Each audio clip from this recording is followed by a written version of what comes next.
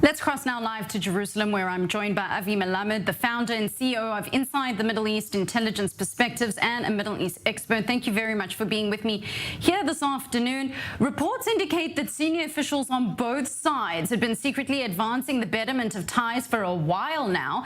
The big question for the hour: did the Israeli Foreign Ministry make a colossal mistake here by going public? It's being labeled as a diplomatic debacle here in Israel. Well, Batya, thank you for having me. Look, there are, I would say, channels of communication that exist between Israel and some people in Libya. But we have to look at the big picture when we come to talk about Libya. To make a long story short, Libya is totally chaos. It's a very significant state in many ways, and also for Israel, for its geostrategic perspectives. However, trying to navigate the chaos in Libya, just to understand, you got two formal centers of power who are fighting one against the other. You got in between local warlords. You got Islamist movements. You got neighbors like Chad in the south that is basically constantly creating instability in the south. You got tense relationship between Libya and Egypt. And Israel is trying to navigate all this mess, taking into consideration that major European states, Germany and France and Italy, United States of America, they have been all trying for a long period of time to stabilize some sort of an arrangement in Libya, so far in vain. So when you look at this whole chaotic scenario, this whole chaotic stage, one has to ask yourself, what exactly the Israeli Minister of Foreign Affairs was expecting to happen when he rushed to publish the news about the meeting? You know, foreign ministry and the work of foreign ministry is to a large extent a very delicate work. I don't think that that was an exercise of an ultimate delicacy by the Israeli foreign minister in this case. Do you believe that this possibly resets the ties that have long been worked on behind the scenes all the way back to zero? What exactly is this indicating to other Muslim majority nations that possibly also want shadow talks first with the Jewish state before coming out publicly to make any announcements? Well, obviously, you could expect that other factors that may be involved in some sort of discussion with Israel or channels of communications with Israel would be much more reluctant, let's put it this way, and they will be much more cautious. I don't think that it's going to impact so dramatically to stop or to cut trajectory of potential relationship between another Arab states and the state of Israel.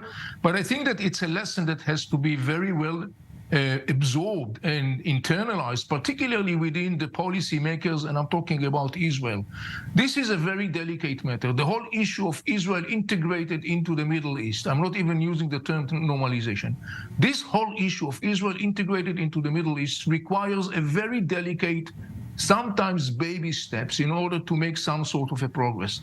If you don't know to do that, and instead you are being motivated apparently as if in this specific case, if you are being motivated or inspired by some sort of like external political calculation, the outcome is the story that we see right now. And just briefly, speaking of lessons, Libya, although divided in political rule, is a strong backer of the Palestinian cause. Surely they should join the latest push by the Palestinians themselves with regards to a possible normalization deal with Israel and Saudi Arabia to make their voice heard as part of any agreement instead of simply boycotting it.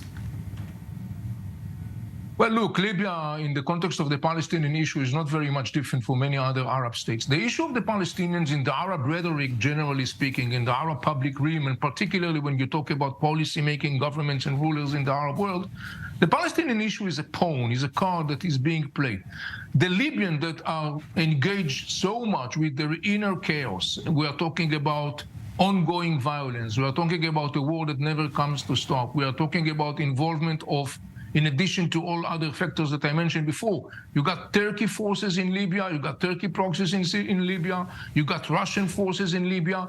So you can understand that with all this big chaos, the story of the Palestinians, as far as the Libyans are concerned, is not something that the Libyan government or Libyan rulers are very much really devoted to. It has been always been a pawn, a card in the service of the governments and the rulers. So it's very expected that, you know, they will try, each side, by the way, in Libya, will try to monetize that lemon or to squeeze that lemon to the best of their capacities and then moving on to the next thing. I think that's not the real thing. Absolutely, and it seems like we are seeing that playing out on the ground. Avi Melamed, I want to thank you for your time and analysis. We're out for